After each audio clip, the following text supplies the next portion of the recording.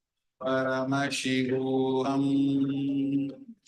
Om Nithyananda Paramashivoham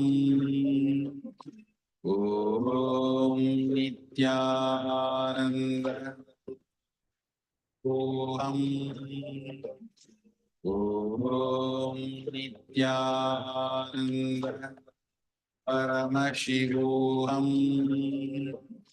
Om Nithyananda Paramashivoham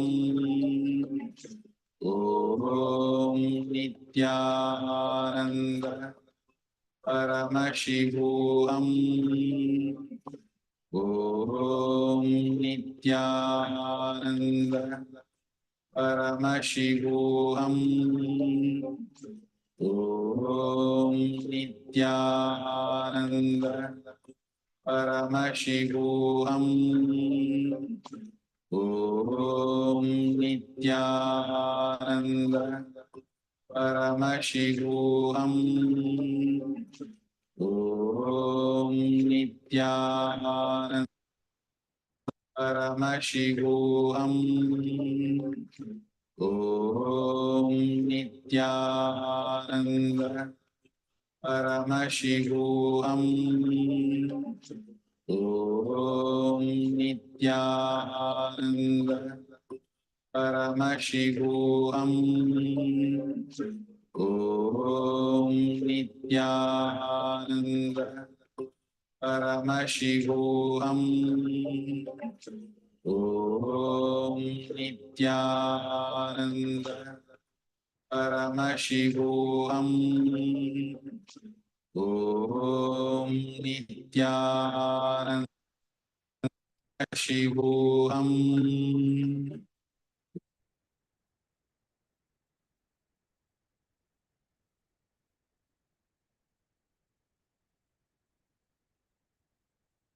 Yes, Nithyanandam, everyone. Now, please go ahead and remove your eye bands. Remove your eye bands and post whatever your third eye revealed in the chat.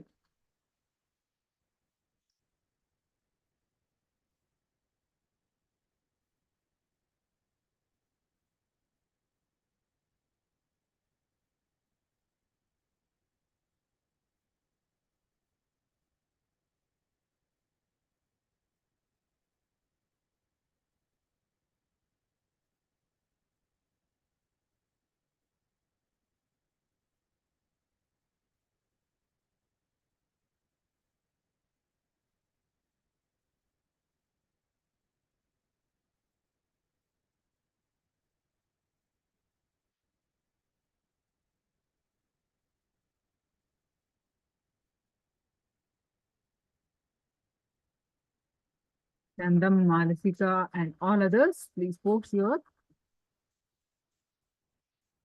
third eye power manifestation results in the chat.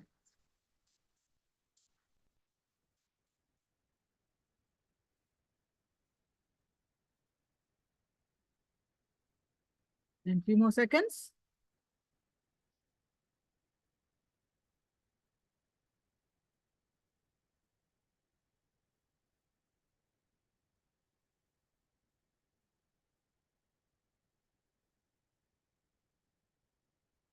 Yes, now I'm going to project.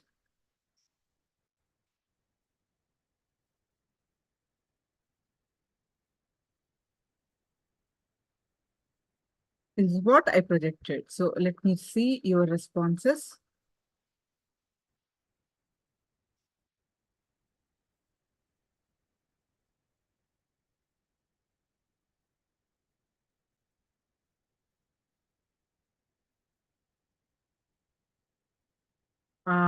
Colors, perfect, Ma. Wang Jingli, we put orange, red. It is orangish red and white. So great. The colors are perfect. Now, today's topic, we're going to learn about Charya Pada. Let's understand what is Charya Pada. How many of you remember what is Charya Pada? You have any idea about Charya Pada?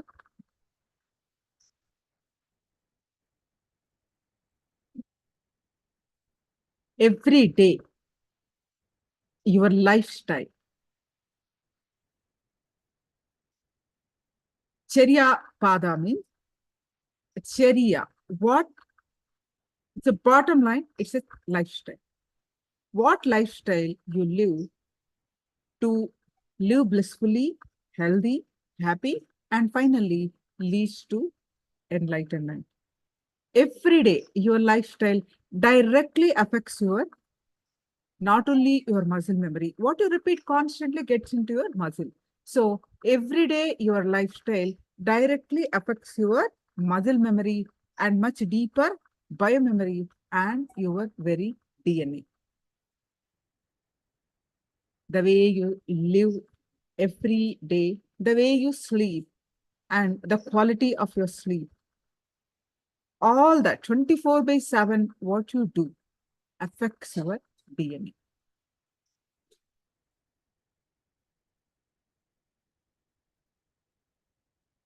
Understand? Day in, day out, what you do, what physically, what you're doing, what you're thinking, everything affects your very DNA, and it leads you to what you were going to become. Paramashiva understand the importance of the lifestyle. That's why he has given the Charya Pada as the lifestyle of Kailasa. So basically, this lifestyle or Charya is from Paramashiva. And Swamiji is reviving completely.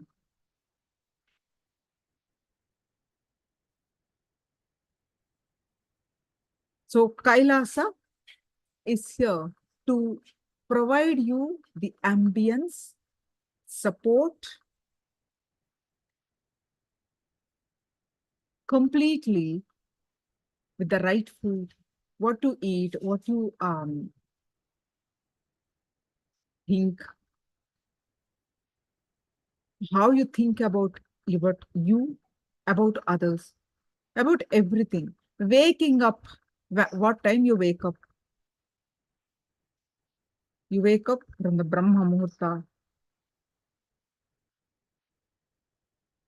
What time you wake up, and all the actions, how you conduct yourself is Charya Pada. There are agamas, Paramashiva suggested 4 padas. Charya Pada, the lifestyle, is one. The other 3 are Jnana Pada, that means Jnana Pada or Vidya Pada, the knowledge which leads to enlightenment. Then Yoga Pada, the cosmic geometry, the way you bend the body with all the components leads to cosmic union. And Kriya Pada, the rituals, how you connect with the divine, rituals, how you do,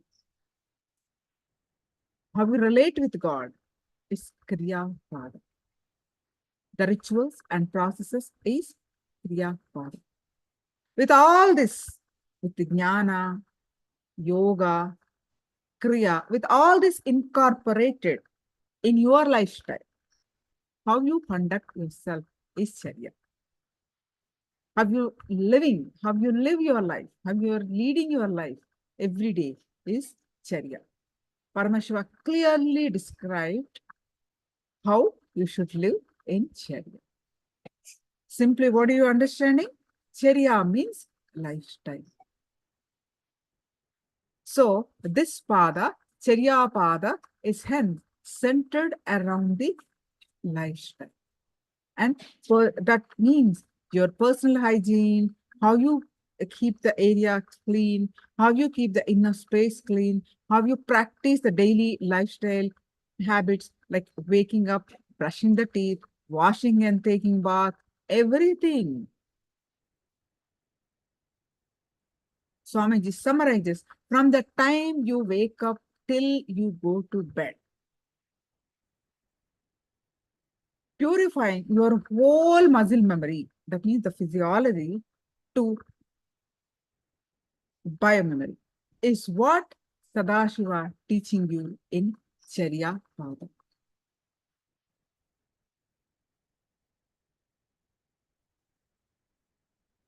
How you live, so you have the clean muscle memory, biomemory, and leading you to ultimate. That is Charya. Charya Pada is a very powerful lifestyle. With the implementing the powerful cognitions of jnana, the knowledge, and manifesting the powers with the kriya, doing what is right and making that as a pleasant in your life is Charya. Lifestyle of Paramashiva is Charya Path. The highly recommended lifestyle of Paramashiva is Charya Path.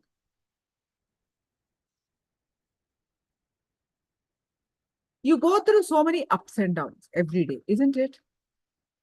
How do you handle them? How you handle your moods, mood swings, confusions? Make it irrelevant and redundant in your life is Charya Pada. Without bothering about mood. If something is recommended, you do it. That's it, period. You need to do a ritual means you need to do a ritual.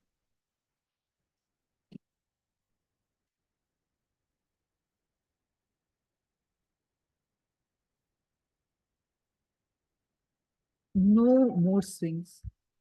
Nothing comes in the practice.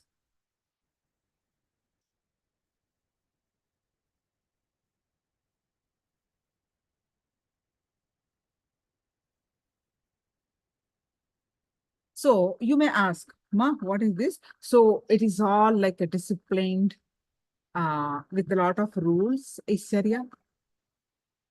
Is that what it is? No. It is not that. Hinduism does not have rules. It is very clearly says rules are only when you are not able to handle yourself. For example, you're not able to wake up in the morning and do yoga. Then rule comes. You have to take a cold water bath in the morning and do yoga. But once you start enjoying yoga, the rule is not there anymore for you. Then you are given the context.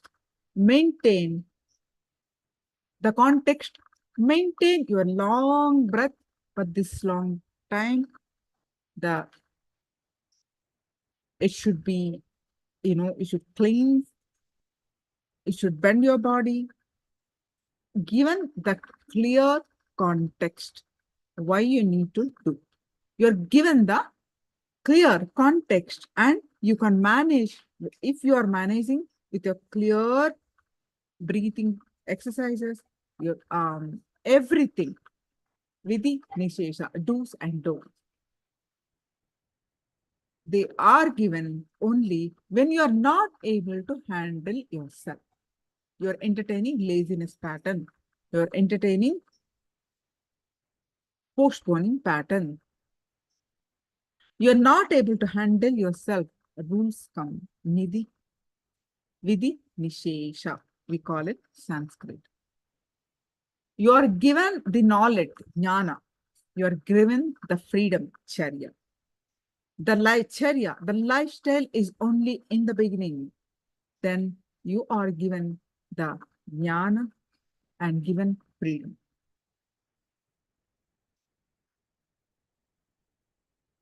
So today we are going to learn more on Charya Pada. And life is, the essence is, you not just the physical cleanliness, not just the way you live, the taking care of health, all that is there, but it is much more. Coming to the understanding that enriching is life and life is for others. When you live the life for others, Others are part of you. Living the life for others is Charyapada. Not just what is in there for me. Let me watch this TV. Let me enjoy. Okay, I did yoga. I did cleanse my balls. I'm eating healthy food. Now I'm relaxed. Let me watch my next rest of this 10 hours watching TV. That is not Charyapada. Living life for others. Contributing to the people's life. In turn, contributing to yourself. Charyapada. Life is for others. Today, we'll be learning about why one should contribute. All that we'll be learning. Any questions? Please do let me know.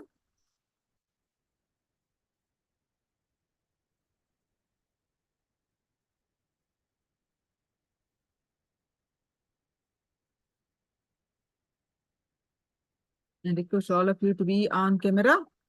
And now let's learn why Charyapada, more details and practical understanding of Charyapada and enriching lifestyle. All that will be upcoming sessions. Your next Acharya is here. And all of you get ready. If you have any questions, please do let me know.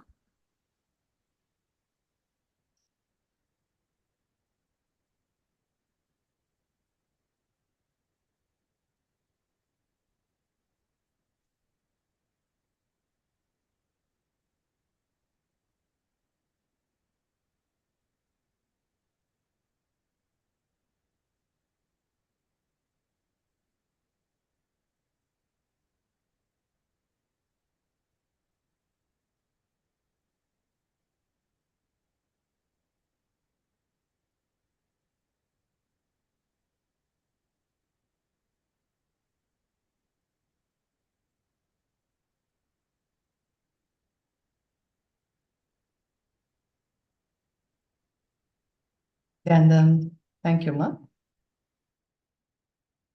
Nithyananda, everybody. Yes. Alfred Kumaraya, E. Andy, Lissika, Magnana Prasadani. Thank you, Ma Pooja Karen, for doing what you do. Wong Junji, Won Hu, Nithyananda, everyone. Let's begin. Please sit straight with your head, neck, and spine in a straight line, hands together in Atmanjali Mudra. We'll begin with the Sadguru Vandanam. Please close your eyes. With all auspicious blessings of His Divine Holiness, the Supreme Pontiff of Hinduism, let's begin. Om Nithyanandam Paramasukhadam Kevalam Gnanamurtim Dvandvatitam Gagana Sadrusham Tattvamasya Ekam Nityam Vimalamachalam Sarvadhi Sakshi Bhutam Bhavatitam Trigunarahitam Sadgurum Tam Namami.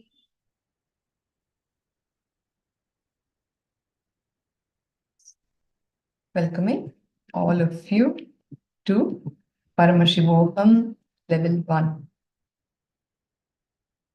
Vedas and Agamas are the source scriptures of Hinduism. Vedas are the pure sciences and Agamas are the applied sciences, all the applied technology with respect to why, what, how. All of those questions are all answered in the Agamas. All Agamas, like Ma was telling earlier, have 4 components. The first component is Kriyapada. Second, Charyapada, Gnanapada, and Yogapada. Yogapada, by now, we all know over the last few days, is all about uniting with the divine, uniting with Paramashiva. Gnanapada is the knowledge component, which has the Gnana and the Vijnana, the ultimate knowledge of you experiencing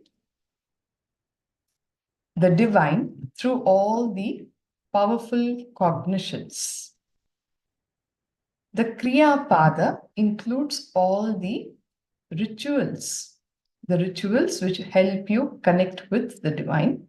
And Charya Pada is what is going to be your day-to-day lifestyle so that you can assemble all the knowledge that you have received, the various rituals that you would perform to connect, integrating all of that in you and continuing to radiate Paramashivatva by practicing a certain lifestyle, which will directly connect you to the space of Kailasa. So it is all about the lifestyle recommendations that includes what time you wake up from bed, how you should wake up from bed, how to brush your teeth, how to take bath, what kind of food you must be eating, what kind of clothing that you should be wearing and how to wear it. All of that and much more will be given in the Charya Pada. See, at the end of the day, there are only two ways that we can live life. One is that active, excited, brisk, joyful, blissful life of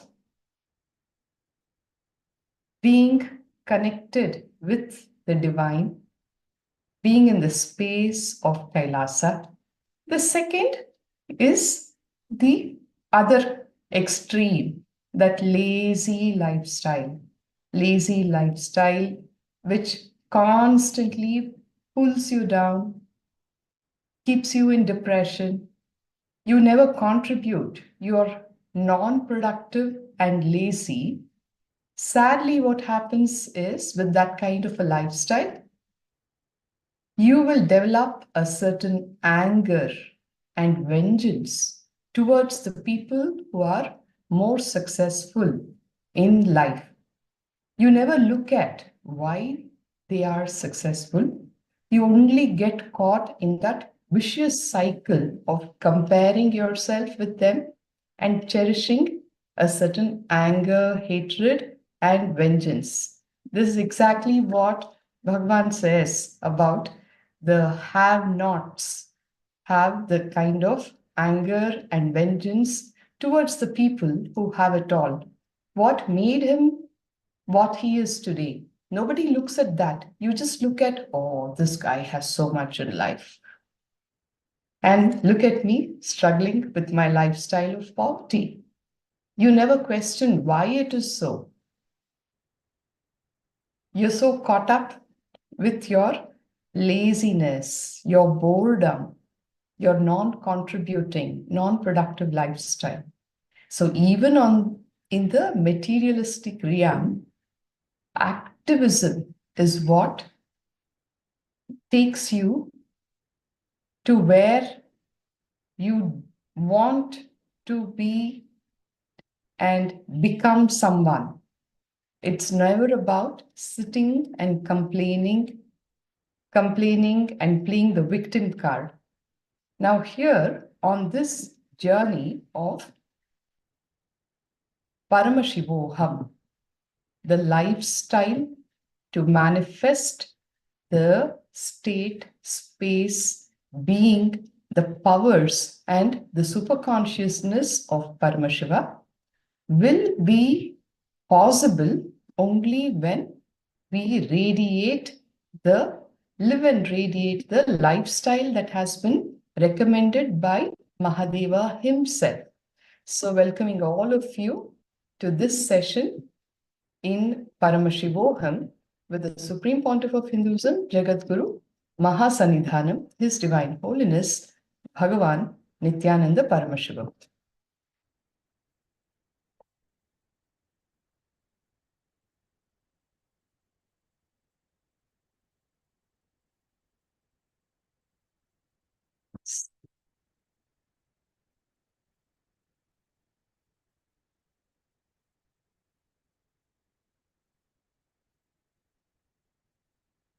the Charya Pada of the Agamas. The Supreme Pontiff of Hinduism, Bhagavan Nithyananda Paramashivam, summarizes, from the time you wake up till you go to bed, purifying your whole muscle memory is what Paramashiva is teaching through Charya. Charya is that Sanskrit word which talks about the lifestyle. What is it? That should be your lifestyle from the time you wake up in the morning till the time you go to bed. Mahadeva, the ultimate of the ultimate, has detailedly elaborated every single action of your day, which is towards purifying your whole muscle memory. Charyapada details the daily religious observance, the puja, satsang, right conduct, the Guru-Shishya relationship, community life, how to design your house.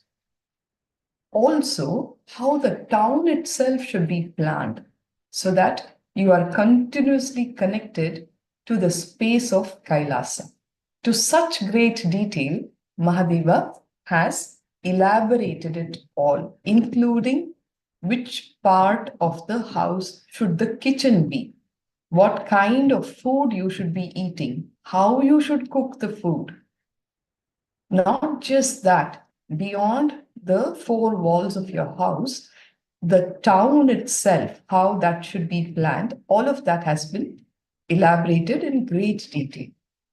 Every day, your lifestyle directly affects not just your muscle memory and biomemory, it affects your very DNA. Every night, the way you sleep, the quality of your sleep directly affects your DNA. In fact, the modern day science is catching up with all of these Vedagamic recommendations, and it has been clearly shown in the recent days that they have all been designed for humanity to experience the best health. In fact, if something is going to impact your DNA directly, just imagine how it is going to affect your very physiology of life. You need to understand day in and day out that Paramashiva understands the lifestyle of KAILASA. The Charya Pada of Paramashiva, whether vegetarian food or the life of Brahmacharya or yoga, is all for this purpose, says Bhagavan. See, there are a few terminologies here which I would like to elaborate upon for those of you who are attending for the first time. You may be new to these concepts of muscle memory and biomemory. I like to go back to that slide. Yes. Every day, your lifestyle directly affects your muscle memory and biomemory, your very DNA. All your day-to-day actions that you perform, all of that is recorded in your muscle memory. Right? How you eat your food, what kind of food you enjoy, including the way you walk, the way you sit back and relax. All your day-to-day actions are all recorded in your muscle memory. When your muscle memory is corrupted, you will experience tiredness, body aches, laziness, all of that. Purification of your muscle memory patterns, you will see that you will be so active, brisk, excited and inspired to live your day-to-day life. We will be working on all of these components during the course of the session. But for now, I just want to briefly give you an understanding about muscle memory and biomemory. What do we understand by biomemory? Bhagavan says, biomemory is basically your cognition about life, about yourself, and about God. Three aspects: Jiva, Ishvara, and Jagat. What are your cognitions about Jiva, which is your own self, Ishvara, God, and Jagat, the world? That is your biomemory. Again, what do I mean by the word cognition? Cognition is a certain truth that has become your very realization, based on which you take decisions in life and perform your actions. For instance, your cognition about the world could be based on a certain conflict situation which has happened in your past, where you decided that the world is extremely demanding. The world is not fair. If you have that cognition about life around you, the world around you, irrespective of your experiences on a day-to-day basis, whatever it is that you're going through in life, you will always look at the world through that lens, that the world is not fair to me. The world is extremely demanding. That becomes your cognition about the world. Or it could be the cognition about your own self, which could be in terms of, I am unlucky. Or it could be, I am not good at this. Are you getting what I'm trying to explain? E and Lee? I see you listening keenly. Yes?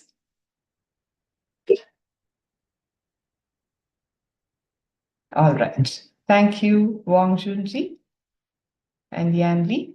Yes. So basically, your everyday lifestyle affects your muscle memory and biomemory and your very DNA. The Charya Pada of Paramashiva, whether it has to be vegetarian food or brahmacharya life or yoga, all of this is towards that very purpose. If you decide to have the conscious selection as your lifestyle, KAILASA is here to provide the ambience, the support you completely with the right food, the right way of lifestyle. Waking up in the Brahma Muhurta helps you tremendously for your DNA to go through the conscious selection process. Charya means lifestyle. This pada is hence centered around lifestyle and personal hygiene. How to keep the place clean, how to keep the inner space clean, how to practice daily lifestyle habits like waking up, brushing your teeth, washing, taking bath, everything.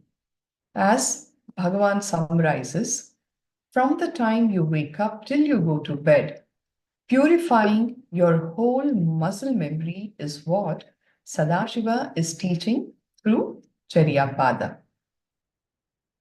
You can achieve conscious sovereignty in multiple ways: through powerful yoga through kriyas, through bhakti, devotion, through yoga Vedanta, the philosophies, yoga and Vedanta together, with Veda and Agama, making the Vedagama as your lifestyle, Charya Pada.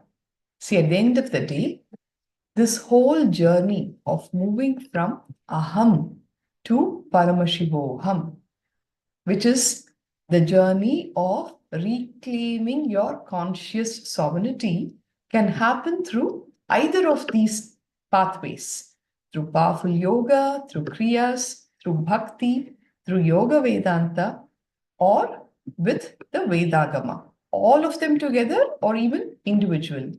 The powerful lifestyle is what is Charya. Charya is literally translated as the Vedic lifestyle.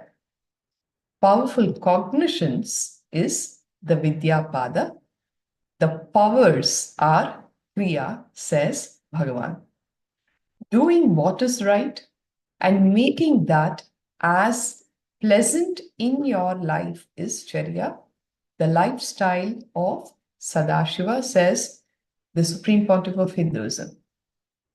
Waking up at 4 o'clock in the morning, bending your body to align itself with the cosmic geometry so that you start radiating that very space, the powers, the very being and superconsciousness has to become a pleasant experience for you.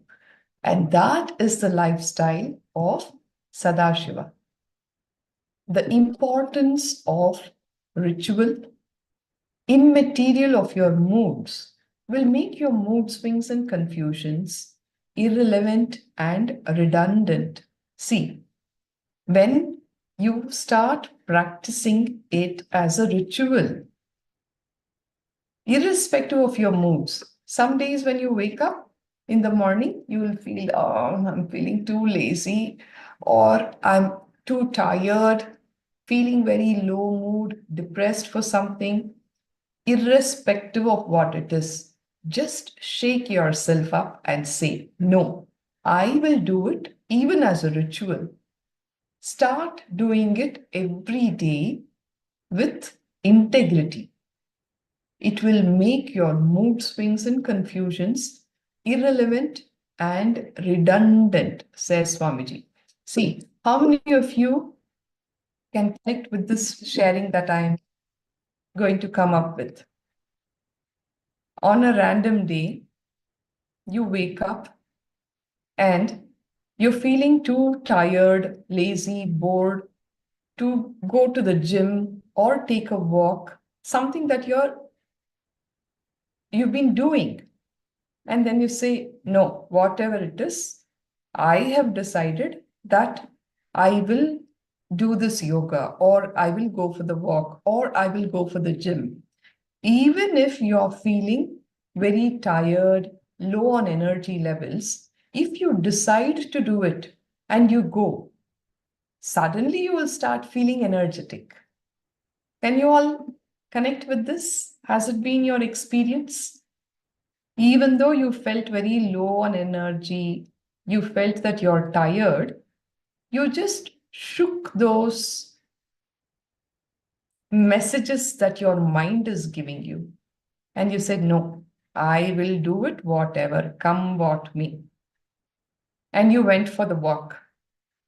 You actually see that you become energetic. Can any of you connect with this experience? Have you done this in your life?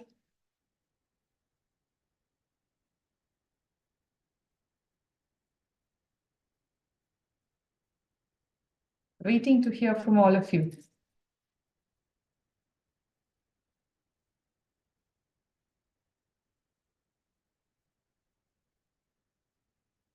It's very easy to take the bed sheet and go back to sleep. You choose to do otherwise. And you say, no, let me not listen to my mind. I need to be integrated to my routine, so I will do it nevertheless. and when you actually step out, you go take the walk, you go do the yoga, or you go to the gym, within 5-10 minutes, you will actually start feeling very energetic.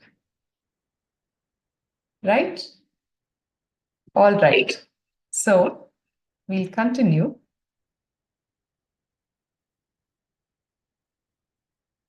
This is the importance of ritual, immaterial of your moods.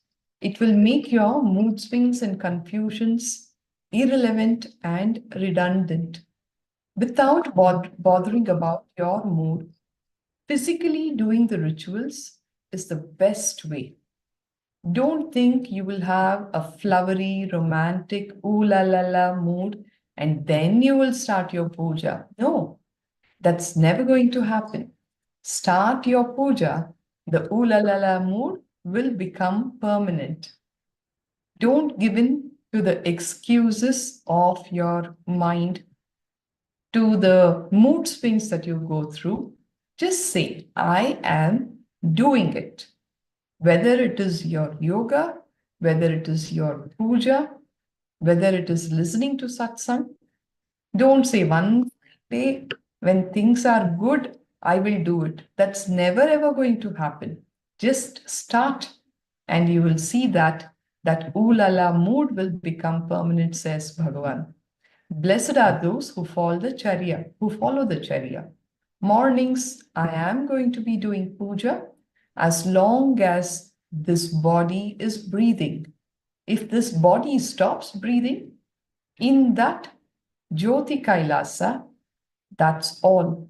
Coming to this conclusion is what I call Charyapada, says Bhagavan.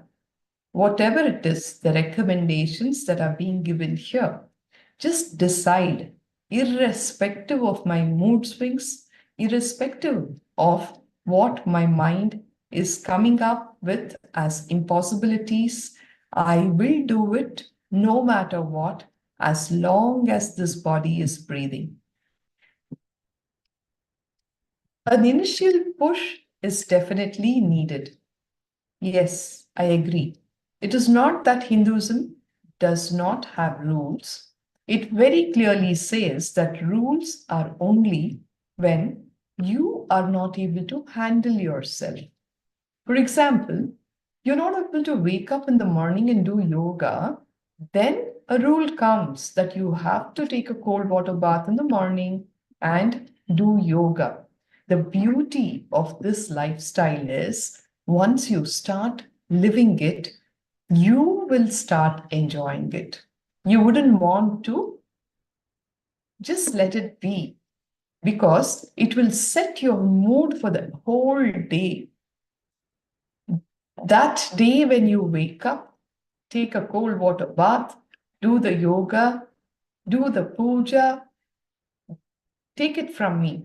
You will be at least 30% more productive than on the days where you continued to sleep in bed and woke up only at 8 o'clock. You will be so much more energetic, alive, productive, contributing, healthy. Your intelligence will be awakened. You will be able to handle all the conflicting circumstances and situations of your life in a much empowered way. See, only when you're not able to handle yourself, the rule comes that you have to take a cold water bath in the morning and do yoga. But once you start enjoying the yoga, the rule is not there anymore for you. Then you are given the context. Maintain your breath this long, the blood pressure this much. This should be the way your bowels will be functioning. This is all is health. And you continue. Then nothing comes. After that, no rules. You're given the context and you can manage that with your breathing, with your exercise. When you want what you want to do, all of that. The vidhi and nishedha. These are again two Sanskrit terms. Vidhi means the rules. Nishedha is otherwise. It is given only when you're not able to handle yourself. The moment you're able to handle yourself, you are given the gnana, the knowledge, and given the freedom. Charya lifestyle is only in the beginning. Then you are given the vidya, the gnana, and given the freedom. Every day, your lifestyle directly affects not just your muscle memory and biomemory, your very DNA gets altered. Every night, the way you sleep, the quality of your sleep directly affects your DNA. In quote, Bhagavan delivered this on the 4th of November 2021 during the Diwali satsang. He says, your food can become yoga, your breathing can become yoga, your taking bath can become yoga, your eating, your sleeping style can become yoga. The way you cleanse your body, the way you shower, the way you brush your teeth, the way you clean your bowels can become yoga. Your sex can become yoga. That is what is called Charya Yoga in Hinduism. It is your lifestyle becoming yoga. Hinduism is the greatest science. It can make everything yoga. Understand? The vidhi and nishedha, the rules and the regulations are given to you only in the initial stages. Only till you start experiencing the joy of all of these procedures. After that, the knowledge is given to you. Understand, everything that you do can become yoga. Your experience of oneness with the divine, when you have the right knowledge and the right context, including your bath, your food, how you eat, your sleeping, the way you brush your teeth, the way you cleanse your bowels, everything can become yoga. And Hinduism is the greatest science which can make everything yoga, says Bhagavan. The Shastra Pramana, that is the scriptural evidence for the Charya Pada, is from the Matanga Parameshwaram Vidyapada, chapter 2, sutra number 7. It says, Samayachara Sadvada Stitihi Swamaya Lakshanaha Charyapadaha Samutrishto Yathavat Panchabhi Shatashashaihi. The section in which the various conducts, observances, and disciplines have been enjoined for the initiated disciples, such as Samayi, Putraka, and Sadhaka, and which enables them accomplish the well-known 4 human goals, the Purusharthas, is known as the Charya Pada. These conducts and disciplines have been explained through the pleasing, agreeable, and lucid statements in this section, set forth in 500 verses. So basically, the lifestyle which is about accomplishing the 4 human goals, the Purusharthas, have all been explained and extolled in 500 verses. Here, you can see the earliest available photo of His Divine Holiness Bhagavan Nithyananda Paramashivam at the age of 4, way back in 1982, where he has been given the Yoga Danda, as it is called, the clothing, all of that. So this illustrates the Charyapada of Bhagavan. At that age, when Paramashiva reflects on you, in the brain he reflects as knowledge, cognitions, the Gnanapada. When he reflects on you in the body as Yogapada, the yogic alignment, in your emotion as Kriyapada, feeling connection, devotion, all of that is Kriyapada. In lifestyle, he expresses as Charyapada, says Bhagavan. Are all of you clear with these understandings? We'll be learning more, but at least the basic idea with respect to Charyapada. Are you clear? If you have any doubts at the moment, you please go ahead and ask. You can post your questions here on the chat box. I can take them.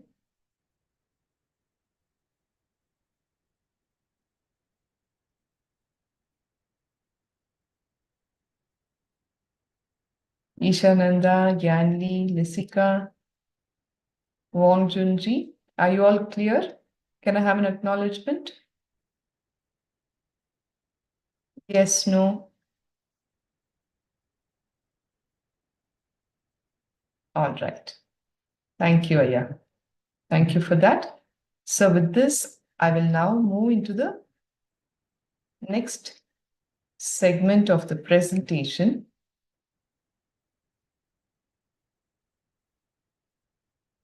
which is the practical understanding of Charyapada.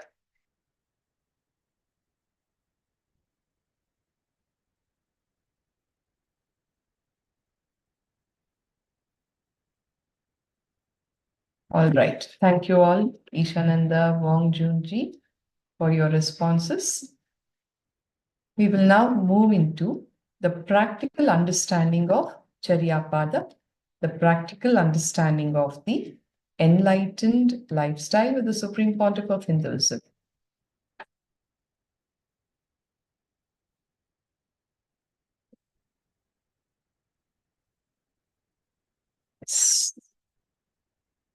All agamas, the applied sciences, have 4 components. The Charyapada is the lifestyle component. Kriyapada is the rituals and ceremonies, which is the passcode of KAILASA, that you are supposed to conduct to connect to the space of KAILASA. The pujas, the homas, all of that fall under the Kriyapada segment. The Yogapada is all about uniting with Paramashiva. The Gnanapada is also called as the Vidyapada, the original Paramashiva Gnana and Paramashiva Vignana of KAILASA, the knowledge component. The knowledge section is the Gnanapada, and all these 4 components are there in all the agamas. Keep integrity as a strategy for all the policies and ideologies for your life, says Bhagavan. Have this one strategy, integrity, for all the ideologies and policies of your life. What do you understand by integrity? Integrity means any word that you give to yourself or you give to others, honoring that word and fulfilling it as if it is your life. Your life depends upon it. Whenever you give a word and you honor and fulfill it, you will experience a state of completion, purnatva. When you don't honor the words that you give to yourself or you give to others, do you feel good inside of you? There will be such an unsettled feeling, isn't it?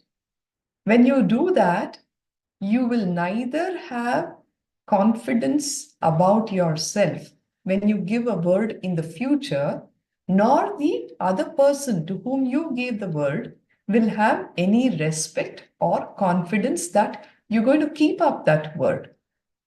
Integrity, when you use that as a strategy for your life, you will definitely be successful.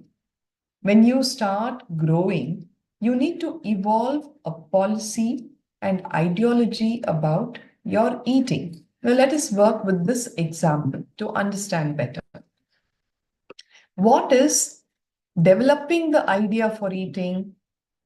Decide what you want in your life.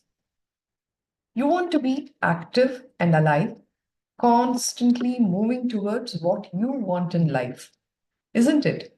Naturally align your food intake also for that.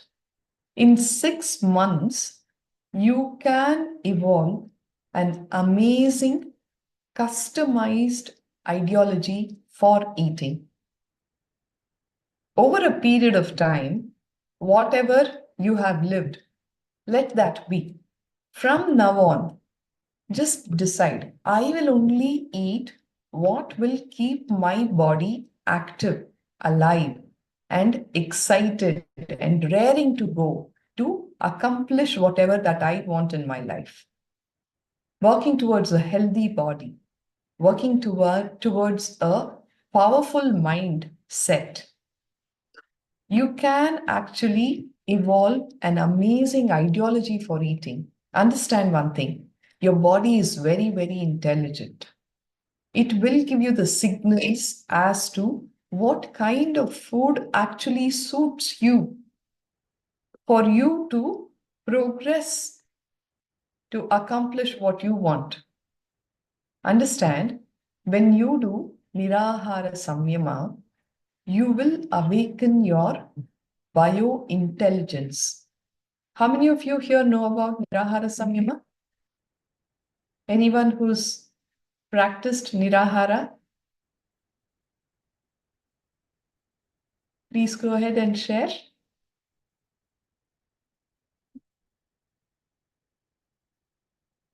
Do you know about Nirahara Samyama?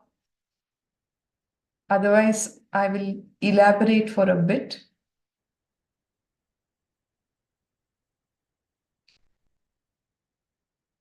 Anybody?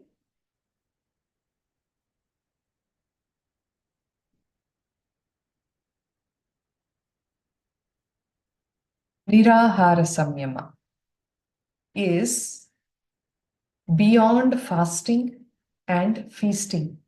It is one of the amazing contributions of His Divine Holiness to this world, where he awakens your biointelligence to actually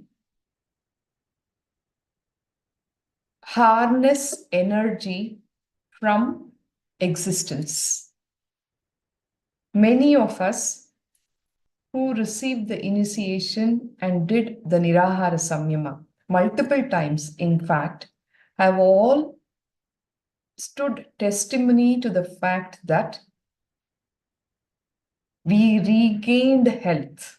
Many people walked out of diabetes, cholesterol problems, arthritis. You'd be surprised to hear, including anemia, just by not eating solid food over a period of 21 days. Actually, it is a very beautiful samyama, which is a meditation technique that Swamiji gives that you practice, and you will be in a very high frequency consciousness with all the powerful cognitions that he shares.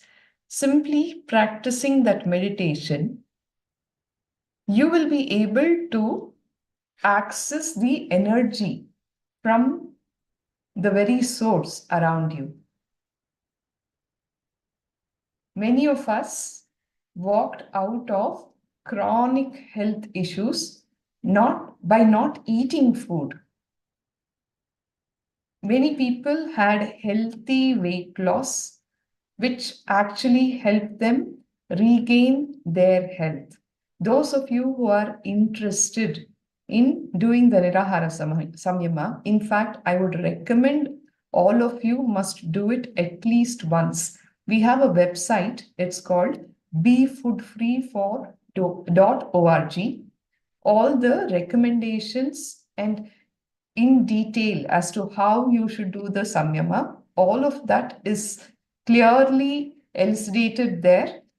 And the testimonies of many of us who have actually had amazing health benefits. See, once you do Nirahara Samyama, what actually happens, it is not that you will continue to not eat for the rest of your life.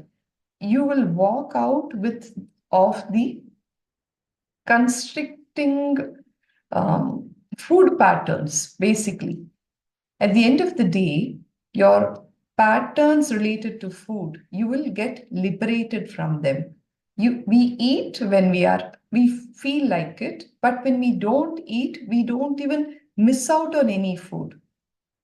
It's beyond fasting and feasting. I will put up the link here for those of you who are interested in doing the Nirahara. It's called befoodfree.org.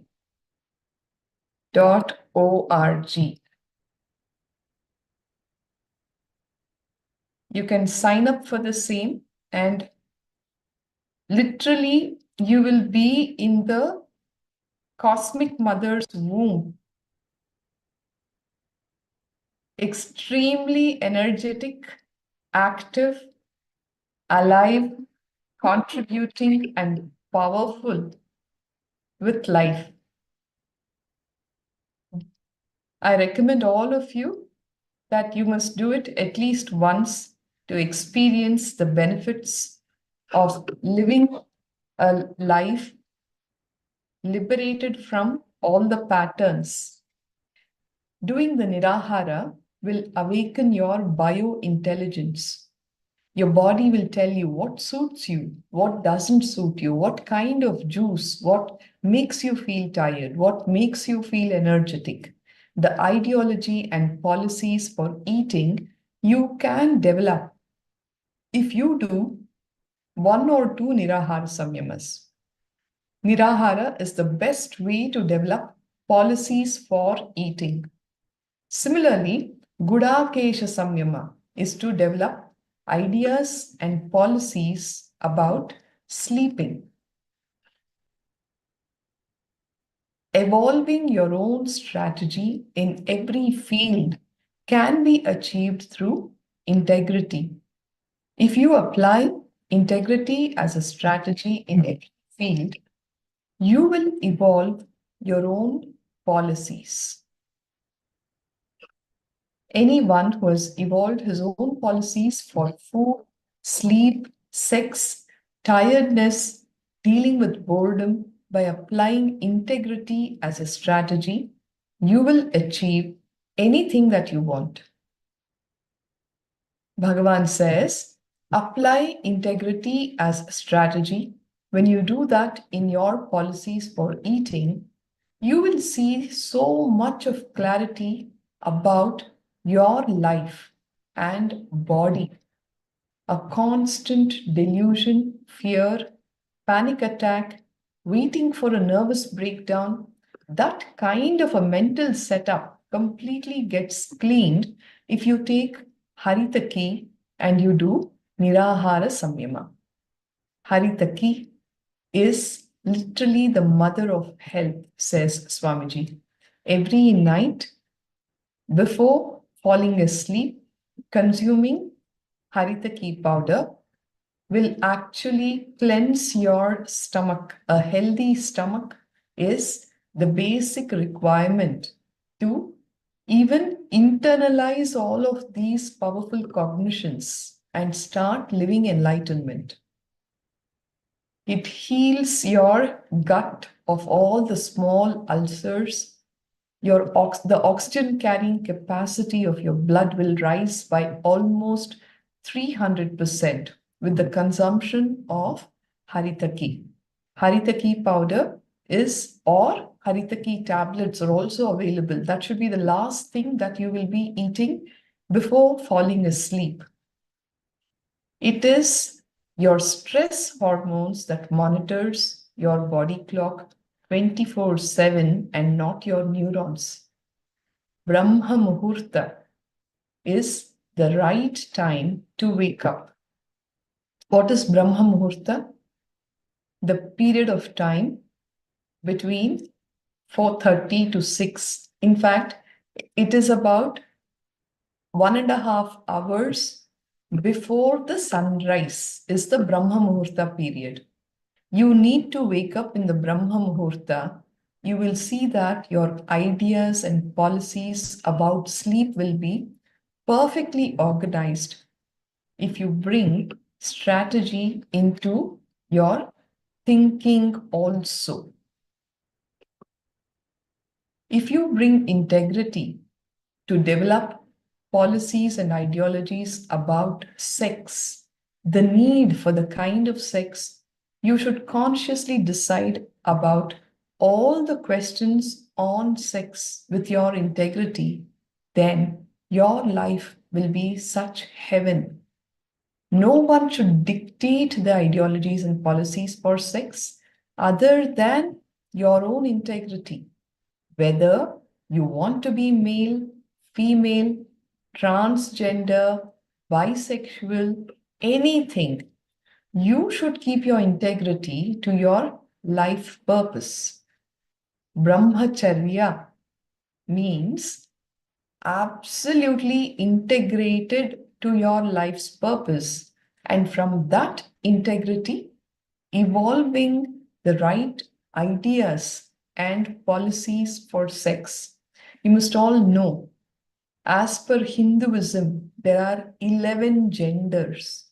It is not just male, female, or transgender. There are 11 genders as per the Hinduism and the Vedic understandings. Even this,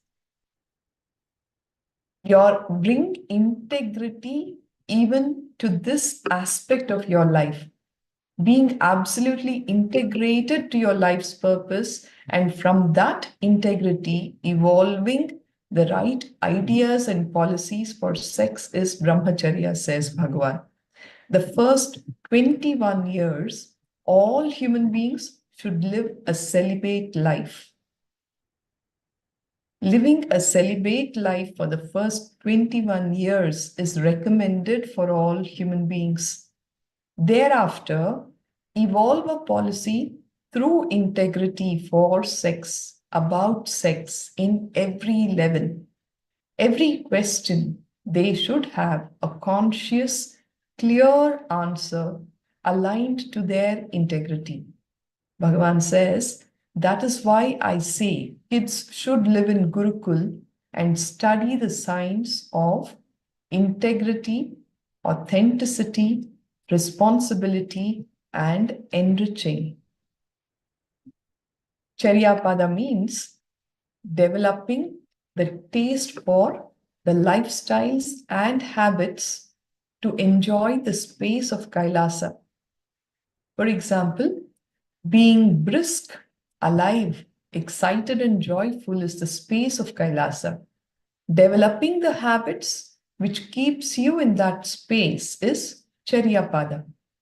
On the contrary, if you develop the taste for sulking, depression, laziness, dullness, and develop concepts of not doing the spiritual routine is freedom, you start developing the taste for Naraka. Naraka means hell. If you have an active, blissful, brisk, alive, joyful lifestyle adhering to the Charyapada, you are actually living here in Kailasa. And at the time when you leave the body, you will be in Mahakailasa. On the contrary, if you are living a dull, sulking, lazy, depressed life here, not adhering to the spiritual routine, thinking that it's your freedom, You're actually developing the taste for naraka, hell. You develop a taste for cheap existence, says Swamiji. That lazy, non-productive, cheap life starts making you do a cunning strategy, and that develops anger and vengeance towards the people who have achieved great things. And you think by cunning strategies you can capture it, and that creates a hellish space inside you. Naturally, when you are living, you live in hell, and when you leave, you get sucked into the hell space. That is why I insist on taking Haritaki powder. Don't allow poop inside you.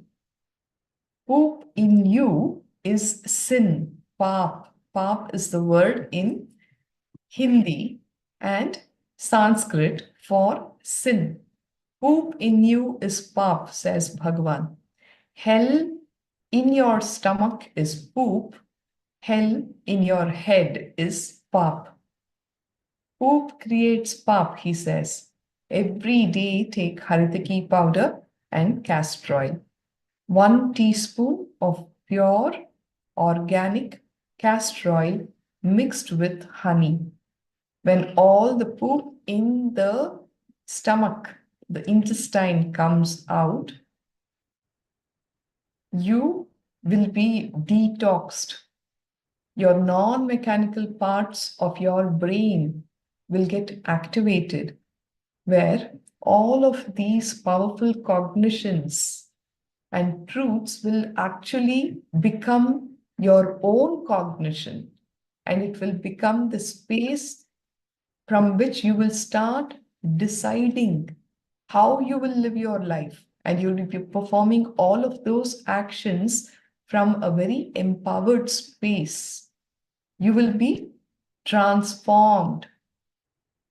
Taste for inactive lifestyle is creating health space when you are in the body, says Swamiji. From there starts all the anger, vengeance, arrogance, trying to steal, grab, abuse, all the wrong policies and cheap strategies for life starts getting developed from a lazy lifestyle. All of us are familiar with this one proverb, isn't it? The devil's workshop. The idle mind is a devil's workshop. When you're not active, when you're not productive, when you're not contributing, don't think that you're not doing anything. No, you're actually getting into the hell space where you actually start becoming very cunning.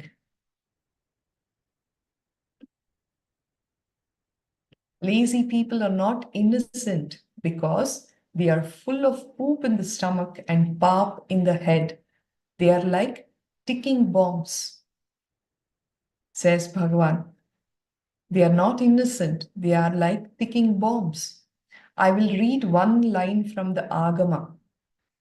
It says, the Raurava Naraka. See, basically, hell is defined in multiple levels in the Agamas. One of the lines says, the Raurava Naraka is one kind of hell. It is full of shit. Kumbi Pakam is full of heat. Avichi Naraka is full of bacteria, which can create multiple diseases in you. While you are alive, if you allow all these three in your stomach, you build a space of hell and hellish life in the body, where shit, heat, and bacteria, all the three are there. The three spaces of hell that have been defined in the Agama, all of that is there in your stomach when you're living, and thereby you're creating hell for yourself. Naturally, while you leave the body, you will also get sucked into that, says Bhagavan. The space that you hold while you are in the body creates a kind of magnet, and you get sucked into the same zone when you leave the body. And that is why I insist on Nitya Puja and Nitya Yoga every day. 1 hour a day spend for yourself.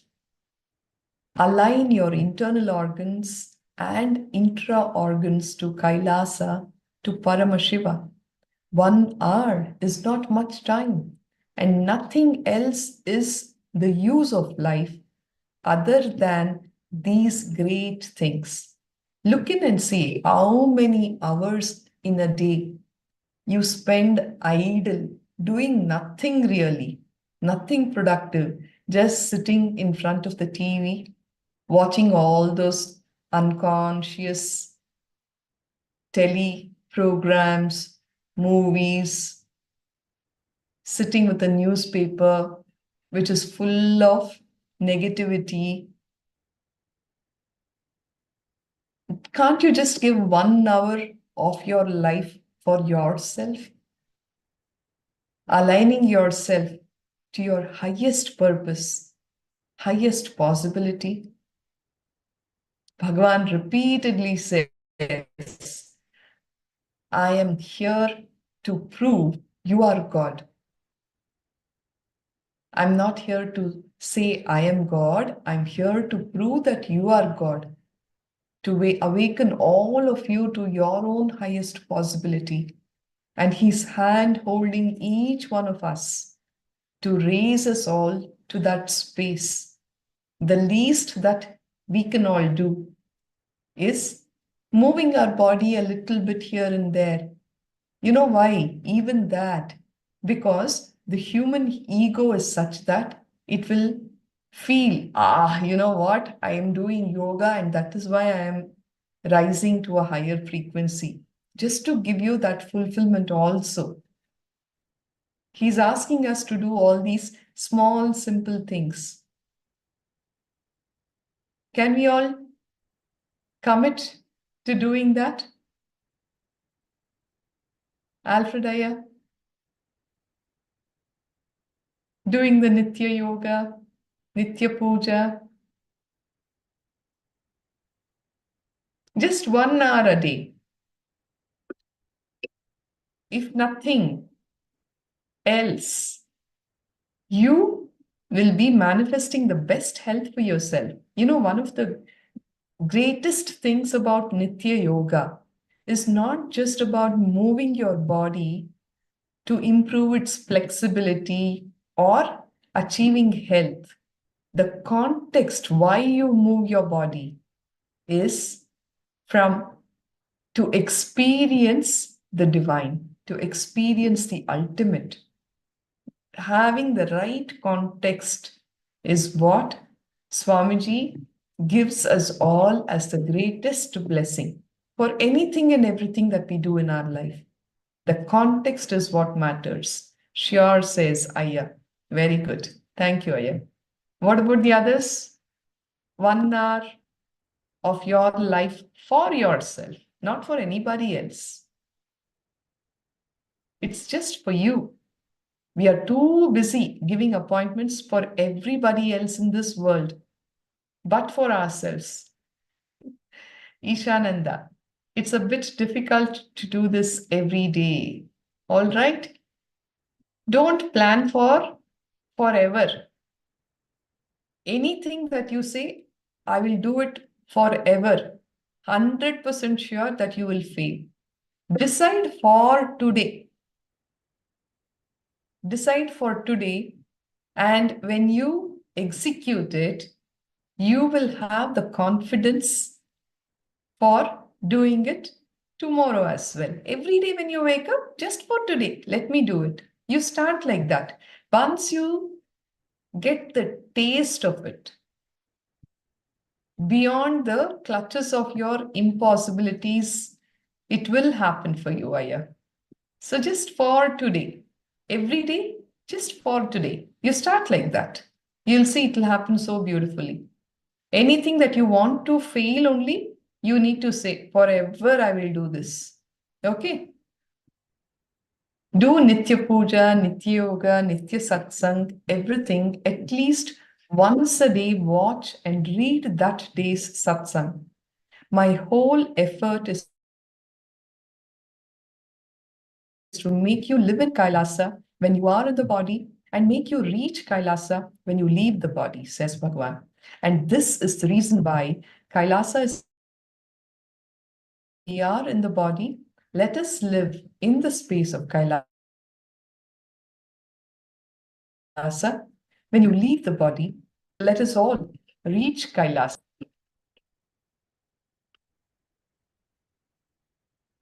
Your ideas and strategies for food, sex, sleep, right, wrong,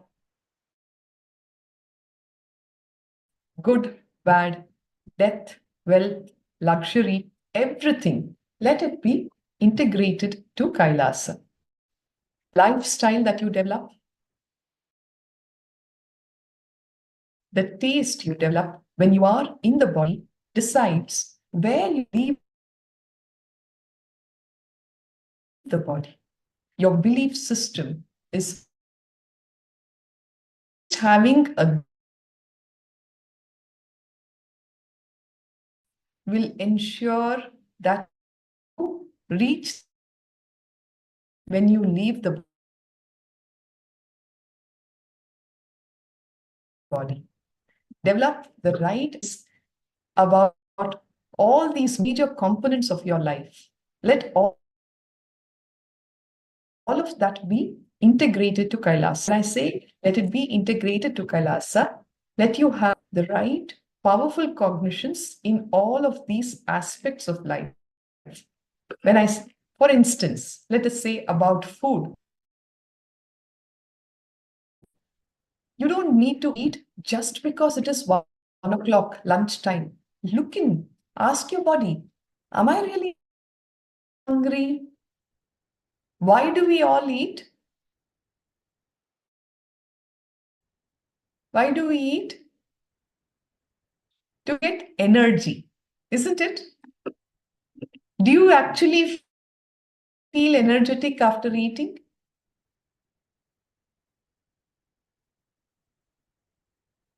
I would want you to come up and share.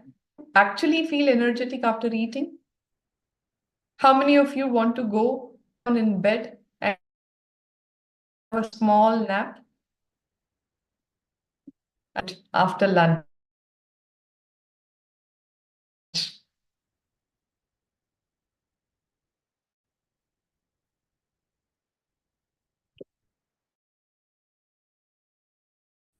Yandy Aya says, I'll try my best to achieve it. Thank you, Aya. That commitment is also good enough.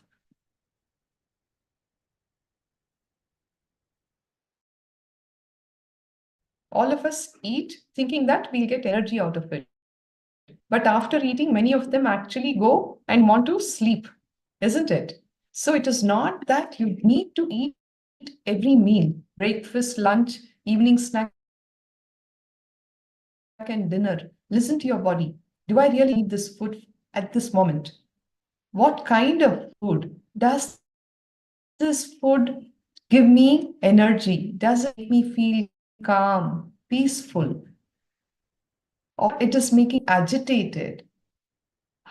How is my stomach, my gut accepting all that? Develop your policy.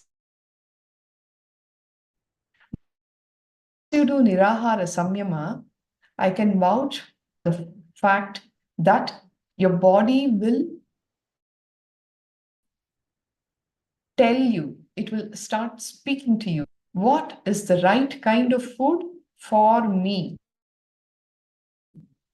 And how much should you eat? All of that intelligence will get awakened in your body. Similarly, with respect, it's not necessary that all of us have to eat. When you live active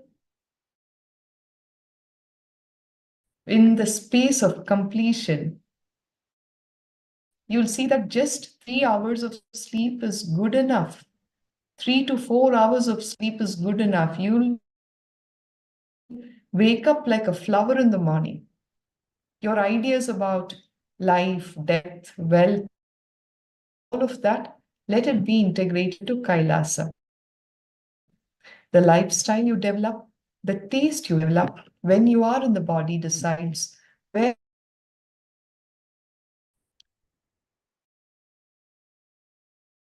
When you start with your sex ideologies, policies, you view like God. If you develop the right policies about wealth with integrity to Kailasa, that is asteya. Asteya is non-stealing. Only by contribution you start generating wealth. Non-stealing, asteya, is the strategy for wealth which is integrated to Kailasa. If you align to Kailasa in your personal luxury, that is aparigraha. Aparigraha means living with minimal things, not letting physical luxuries, luxurious items steal your possibilities and powers, is aparigraha. Apply integrity to the strategies for your life. You will be constantly manifesting Paramashiva in every level. Apply integrity. Whether it is respect to creating wealth, your ideas about luxury, your ideas about your policies about food, sleep, sex, all of that, let it be integrated to Kailasa. Because the way you live will decide whether you are going to be sucked into Naraka, hell, Swarga, heaven, or Kailasa. Create a Kailasa ecosystem wherever you are and become e-Kailasa-vasis wherever you are, is the essence of this satsang. You could send an email to registrar@kailasa.org/satsang and create Kailasa ecosystems everywhere and become e-Kailasa-vasis wherever you are. What helps you manifest Kailasa? Integrity to Paramashiva makes you live in Kailasa. Now sit down and connect with Paramashiva with deep devotion, prayerfulness, and oneness. Chant the Mahavakya intensely. Om Nithyananda Paramashivoham. Om Nithyananda Paramashivoham. Om Nithyananda Paramashivoham. Pray to Paramashiva to manifest through you. Make Kailasa to manifest in you, through you, every moment.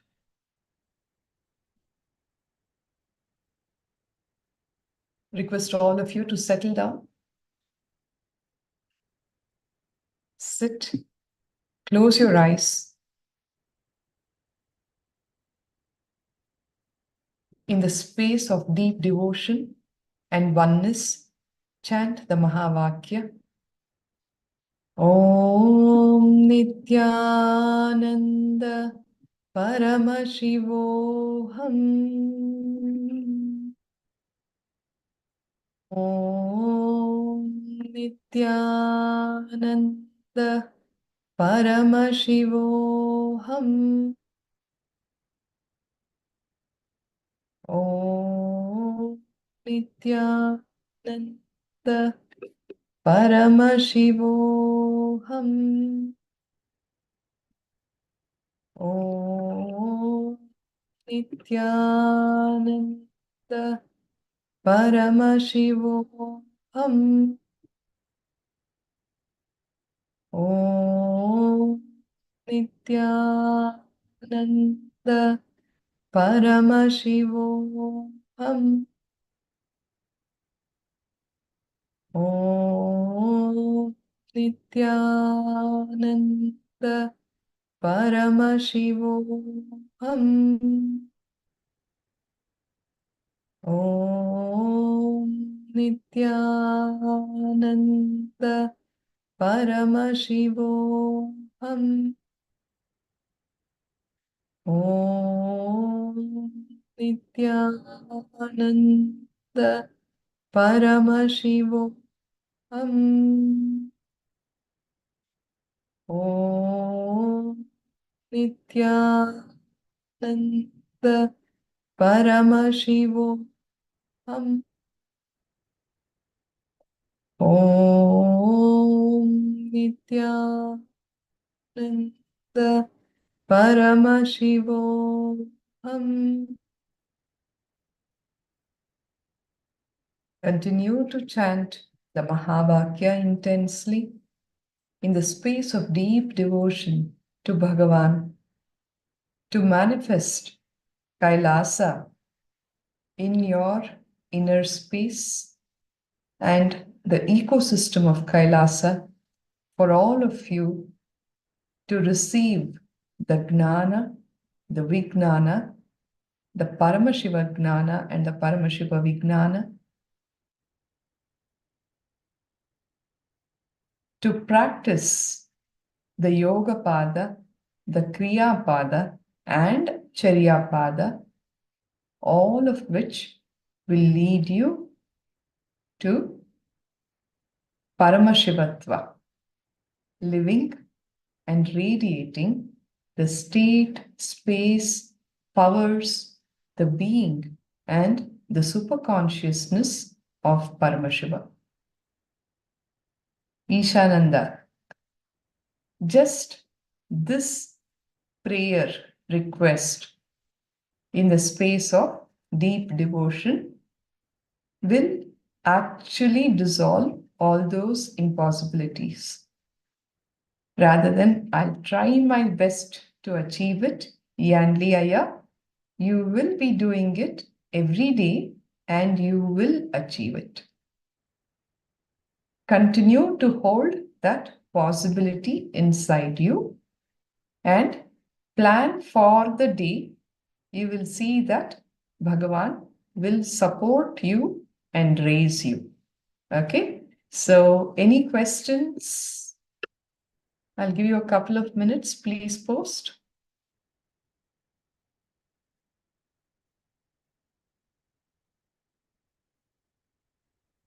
Any questions? Any clarity needed?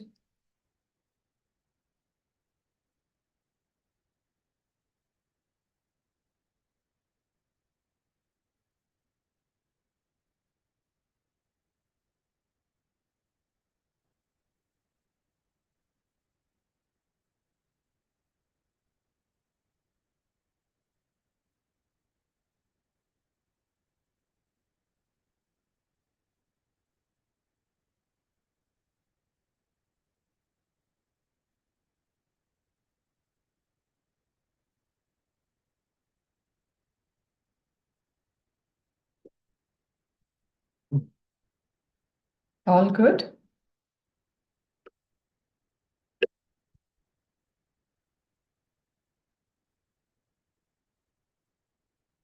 Chandrasekhar Natarajanaya.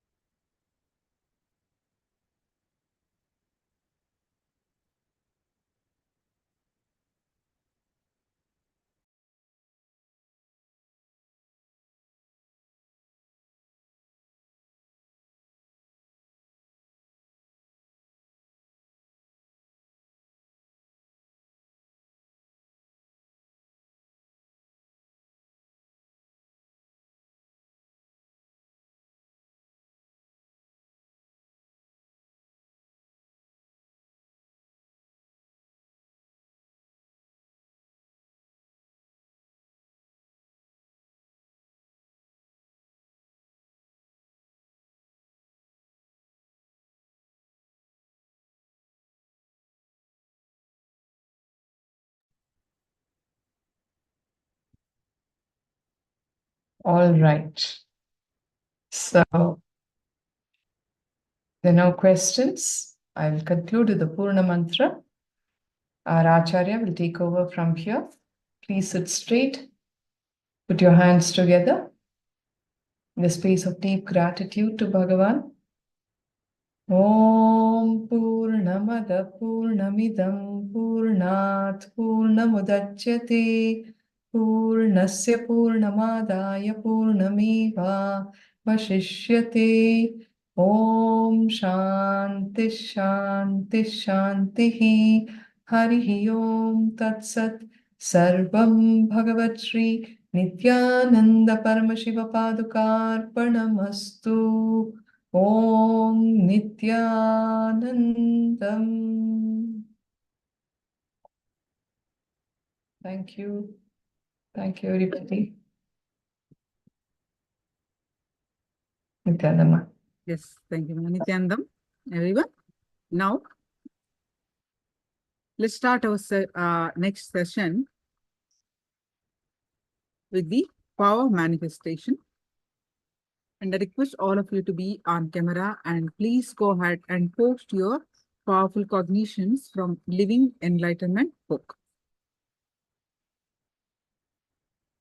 So we're going to do the power manifestation session.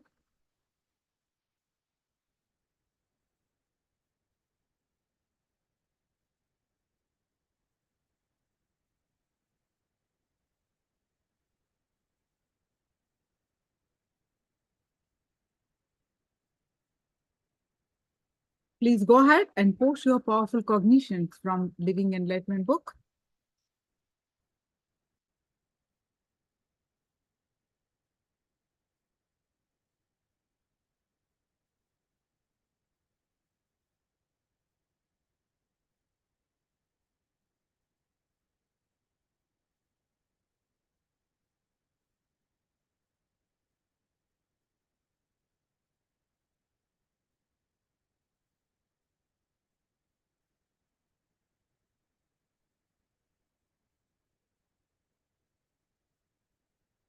And we are going to do the power of levitation. So please go ahead and post your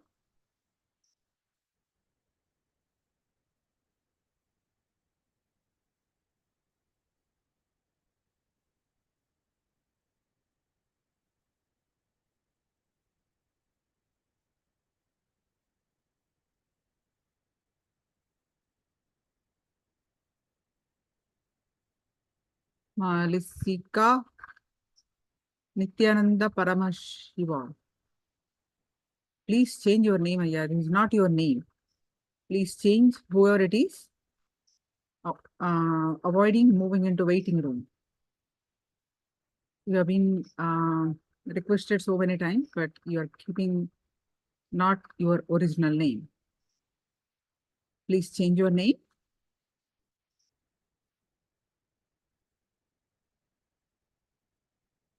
I request all of you to be on camera and participating.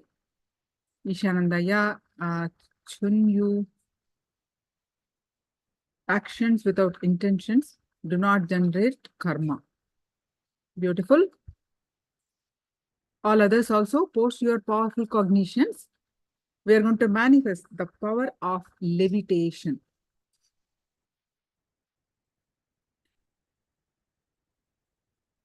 Sukriti,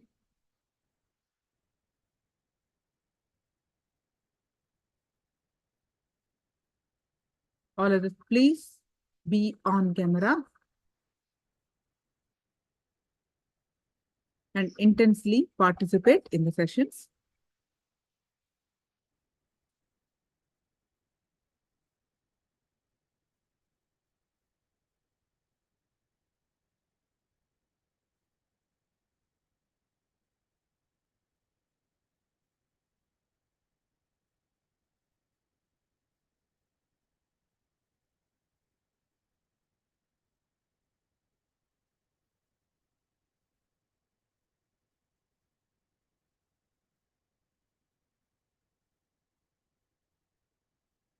Yes. Now we are going to do the power of levitation.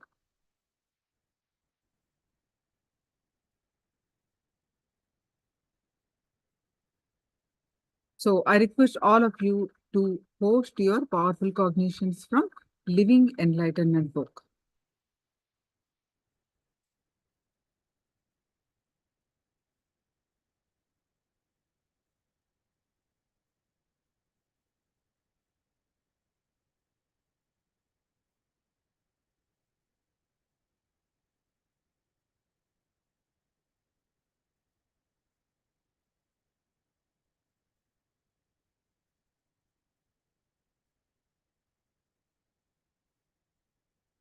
If a person commits 10 murders, the number of murders will not be recorded in the universe archives, but the murder's intention will be recorded.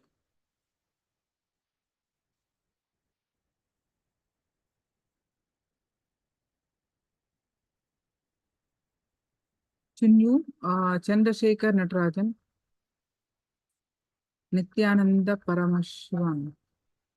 Please, please come in front of camera and change to your original name. Malasika,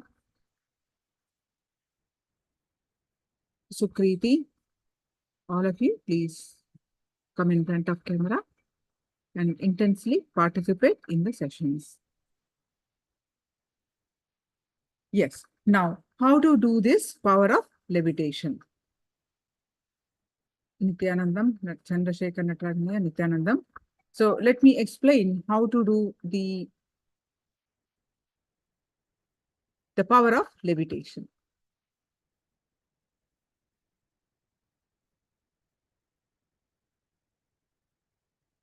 Basically, with the Kundalini awakening, when the Kundalini awakening, you lift off from the ground. Your body will be lift off from the ground.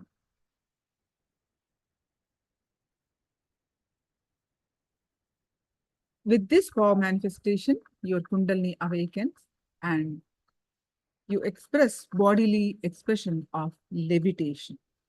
So how do we do that? And you basically, let me explain. You sit cross-legged or the Padmasana, the lotus posture. This posture, for this power manifestation, posture is very important. So for this power manifestation, your hands and legs are locked. So basically legs are locked in Padmasana, lotus posture. If you cannot sit in lotus posture, you can sit in cross-legged, but the preference is Padmasana. Then your hands are locked in Samana Mudra. This is called Samana Mudra, and put it in your lap. Your hands are locked, hands means palms are locked, legs are locked. And you sit straight with your head, neck, back, straight line. That is the posture you need to sit, and make sure you have nothing around where you are sitting. Ideal position is sit down and you have nothing, and sit on a cushion and you have nothing around you. So make yourself comfortable first. All of you go ahead and sit in the position and make yourself comfortable. Any objects are there, please remove it. Make yourself comfortable.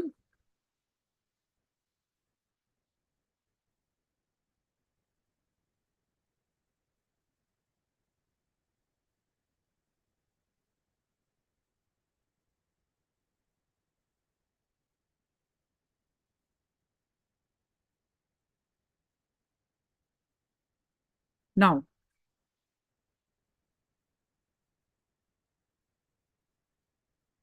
bring your awareness to your third eye.